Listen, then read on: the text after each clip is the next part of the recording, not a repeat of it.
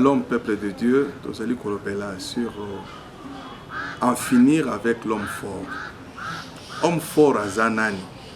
Nous avons le verset de base Nabiso, dans Luc chapitre 11. Luc chapitre 11, verset 21 à 22. Lorsqu'un homme fort et bien armé garde sa maison, ce qu'il possède est en sûreté.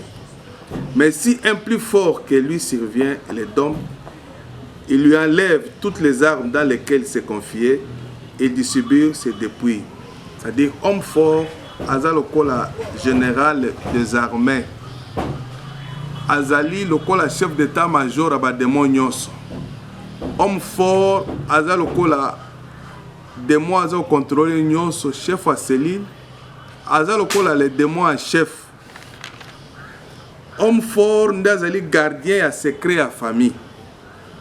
Homme fort, Ndapesaka ordre à détruire, ordre à Koboma, ordre à Kosala Nyos, Ndapesaka ba décision. Na ba tribu mususu, na ba famille mususu, comme la matanga Nyos, celui qui décide. Mariage, il m'a décidé. Moutako est peine à fiancé nae, à l'habiter yete. C'est-à-dire celui qui a les derniers mots. Na ba mboka na biso mususu, c'est quoi la noko. Tata Mwasi, membre de la famille, un homme influent.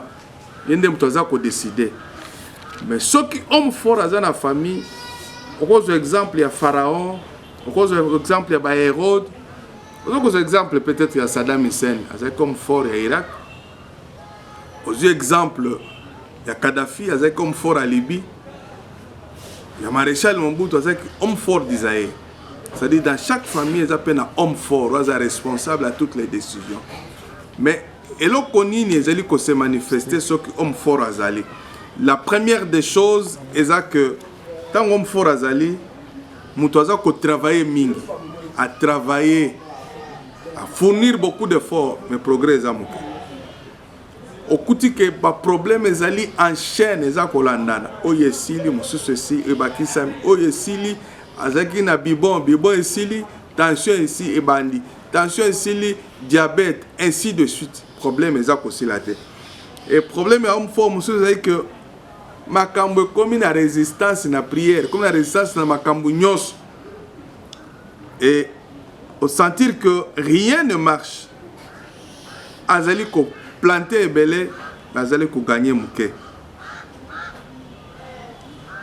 Homme fort a amené une pauvreté acide.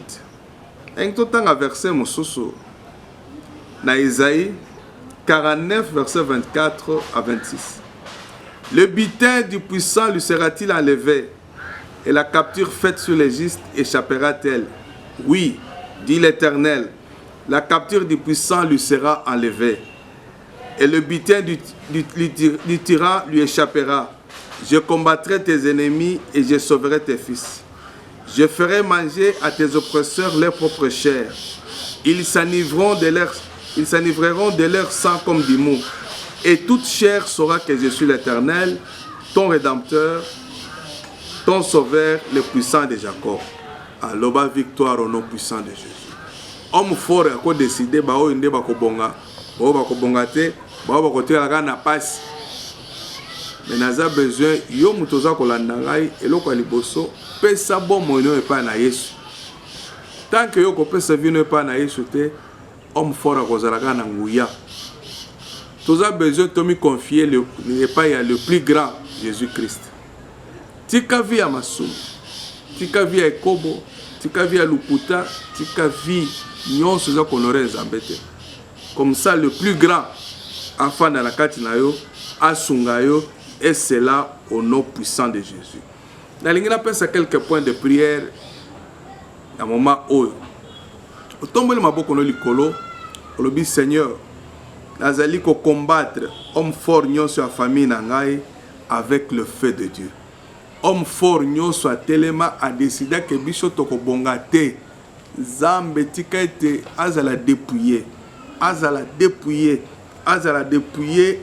Et c'est là au nom puissant de Jésus. Et c'est là au nom puissant de Jésus. Moto na Nzambe et qui est dans le domaine nyonso homme fort aza ko régner. moto na nzambe ekita na domaine nyonso homme fort aza kosala loi moto na nzambe ekita na domaine nyonso homme fort aza maître à lâcher prise et cela au nom puissant de Jésus. Nzambe homme fort na ngai azala Goliath azala Hérode azala nani na pokwa lelo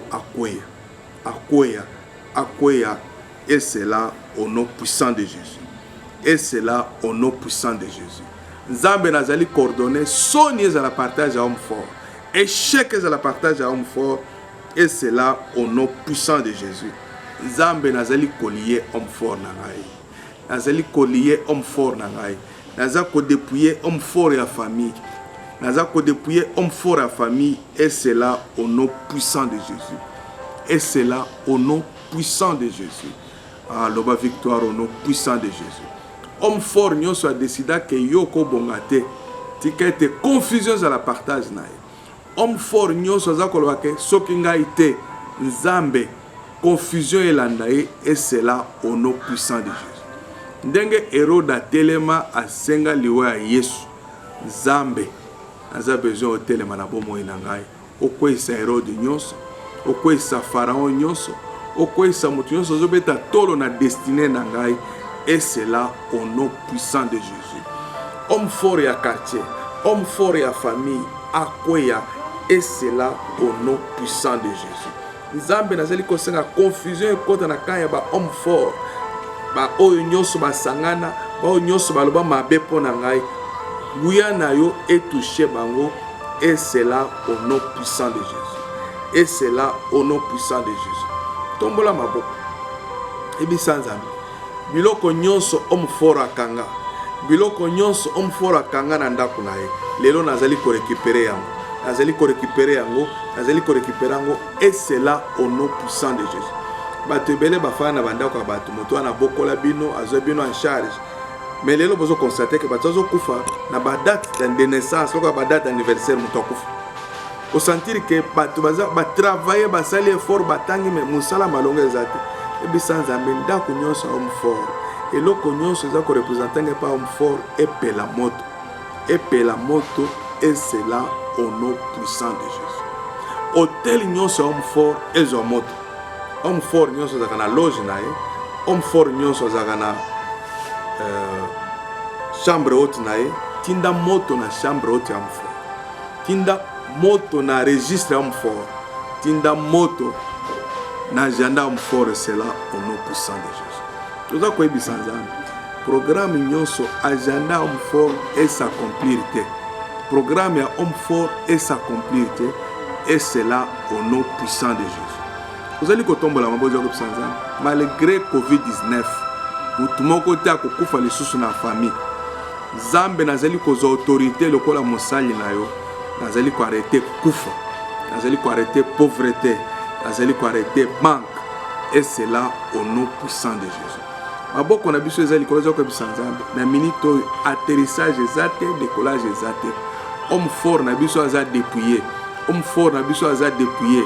Jésus-Christ changeur d'histoire, tellement au changer histoire na ngai. Jésus-Christ le plus grand, tellement au régner na vie na ngai. Jésus-Christ le tout puissant, tellement au régner. Nazali ko senga homme fort, azala nani, azala dépouillé et cela au nom puissant de Jésus. Et cela au nom puissant de Jésus. Homme fort bakanga mabota bato. Homme fort bakanga mariage ya bato. Homme fort akozala akunda richesse ya bato na lupango.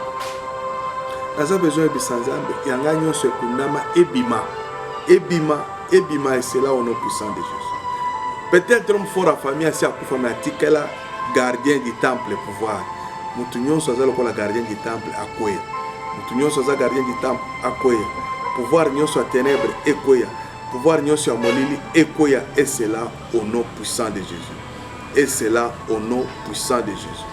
Et cela au nom puissant de Jésus. Stratégie nyonso ya homme fort. Et aux échec na kombo na excuse. Stratégie ya homme fort et aux échec et cela au nom puissant de Jésus. Et cela au nom puissant de Jésus. Oza kobe la makila na yesu couvrir. Et couvrir bana na yo. Et couvrir mutu na yo. Et couvrir ba bien na yo. Et cela au nom puissant de Jésus. Oza koyebisa Nzambe saison ya sika ebanda.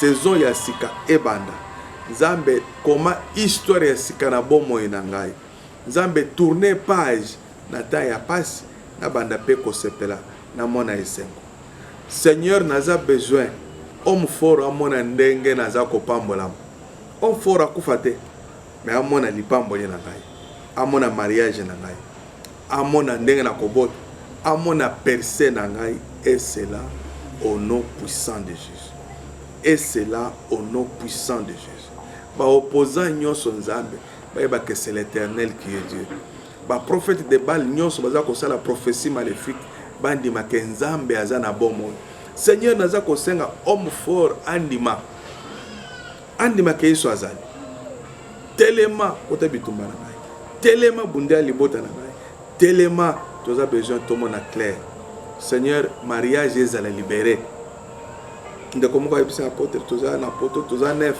ata mutu moko abalite naza besoin homme fort akanga mabala à libérer à lâcher prise à lâcher prise à lâcher prise et c'est là au nom puissant de Jésus et ba mususu bayebisa nga biso toza plus de 5 mutu moko abalite mutu moko abotite et bisa nzambe lelo mariage na biso za libéré ezala libéré au nom puissant de Jésus ma bota na biso za libéré au nom puissant de Jésus homme fort nyonso afandeli ba document homme fort afandeli ba dossier bandeko baza na Grèce bandeko baza na Turquie baza na France baza na Belgique baza na Allemagne baza na États-Unis à lâcher prise au nom puissant de Jésus homme fort afandeli misala na yo à lâcher prise au nom puissant de Jésus homme fort afandeli mbongo à lâcher prise au nom puissant de Jésus et mutu nyonso azali kosala musala na ténèbres akuta na nzambe na yo et c'est là au nom puissant de Jésus na sengi visitation divine